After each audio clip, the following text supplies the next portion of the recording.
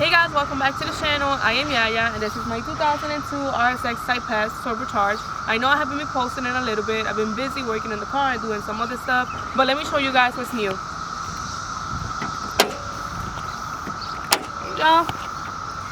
As you guys can see, there's a lot of changes inside the engine bay. If you follow my social media, you know that I had issues with second gear, so we ended up taking the motor and transmission out to fix that and also clean up the engine bay.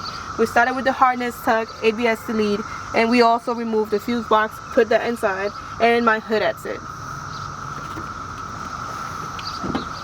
We also did the battery relocation from the trunk to the side.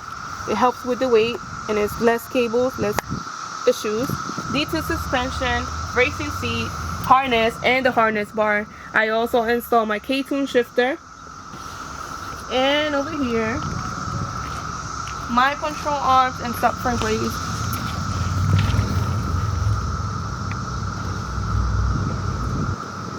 And that's about it.